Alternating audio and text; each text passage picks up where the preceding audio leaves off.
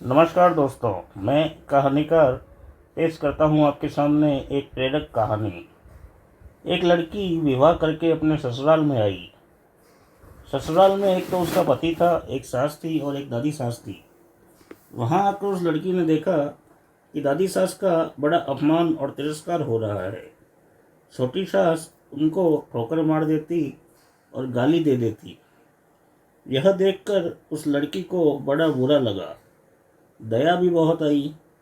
उसने विचार किया कि अगर मैं सास से कहूँ कि आप अपनी सास का तिरस्कार मत किया करो, तो वे कहेंगी कि कल की छोकरी मेरे को उपदेश देती है, मेरी गुरु बनती है। अतः उसने अपनी सास को कुछ नहीं कहा।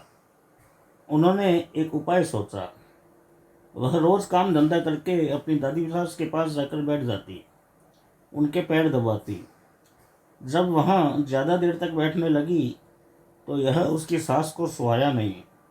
एक दिन सास ने पूछा कि बहू, वहाँ क्यों जा बैठी? तो लड़की ने कहा कि बोलिए माँ जी, कोई काम है? तो सास बोली कि काम क्या बताएं, तू वहाँ क्यों जा बैठी?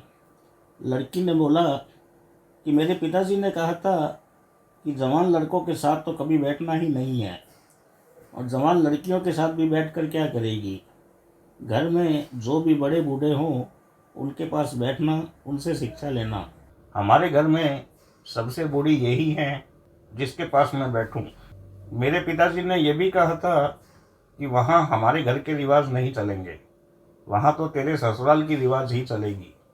मेरे को यहाँ की रिवाज सीखनी है, इसलिए मैं उनसे पूछती रहती हूँ कि मेरी सास आपकी सेवा कैसे करती है। सास ने पूछा कि बुढ़िया ने क्या कहा? तो वह बोली कि दादी जी कहती हैं कि यह मेरे को ठोकर नहीं मारे और गाली नहीं दे तो भी मैं सेवा ही मान लूँगी। सास बोली, क्या तू भी ऐसा ही करेगी? वह बोली, मैं ऐसा नहीं करती हूँ। मेरे पिताजी कहते हैं कि बड़ों से ससुराल की रीतें सीखना चाहिए। सास डरने लग गई कि मैं अपनी सास के साथ जैसा बर्ताव करूँगी वही बर्ताव मेरे साथ होने लग जाएगा।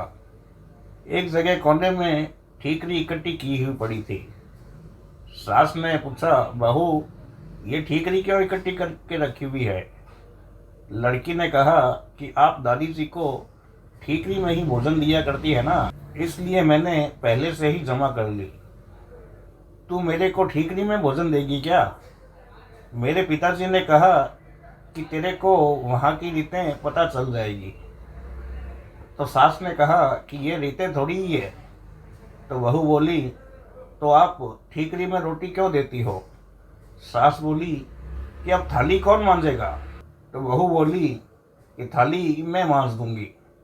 सास बोली, तो तू थाली में दे दिया कर, ठीकरी उठाकर बाहर फेंक दे। अब बूढ़ी माँ जी को थाली में भोजन मिलने लग गया। सबको भोजन देने के बाद जो बाकी बचे वह खिचड़ी की घुड़सन और कंकड़ वाली दाल माँ जी को दी जाती थी। लड़की उसको हाथ में लेकर देखने लगी। सास ने पूछा, बहू क्या देखती हो? बहू बोली कि मैं देखती हूँ कि बड़ों को कैसा भोजन दिया जाए। सास बोली कि ऐसा भोजन देने की कोई रीत थोड़े ही है। तो बहू बोली कि तो फिर आप ऐसा भोजन क्यों देती हो? सास ने कहा, पहले भोजन कौन दे? बहू ने कहा कि आप कहो तो मैं दे दूं। सास ने कहा, तो तू पहले भोजन दे दिया कर। बहू बोली, जी अच्छी बात है। अब बूढ़ी माँ जी को बढ़िया भोजन मिलने लगा।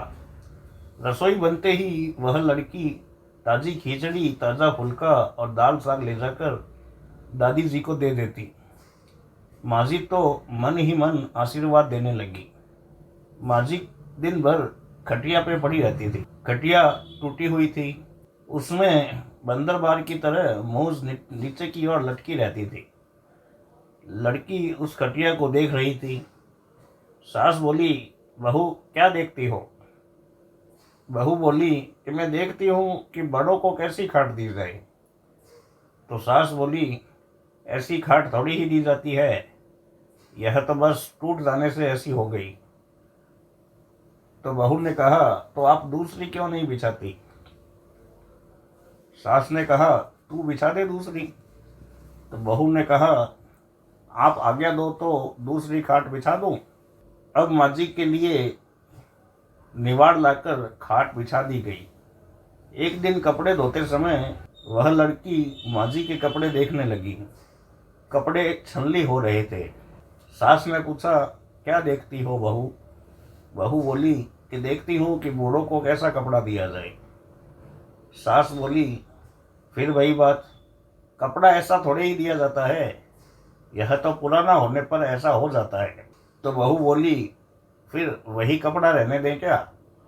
तो सास ने कहा, तू बदल दे। अब लड़की ने माँ जी का कपड़ा, चद्दर, बिछौना आदि सब कुछ बदल दिया। उसकी चतुराई से बूढ़ी माँ जी का जीवन सुधर गया। अगर वह लड़की सास को कोरा उपदेश देती तो क्या उसकी सास उसकी बात मान लेती? बातों का असर नहीं पड़ता, आचरण का असर पड़ता है। इसलिए लड़कियों को चाहिए कि ऐसी बुद्धिमानी से सेवा करे और सबको और परिवार को राजी रखे।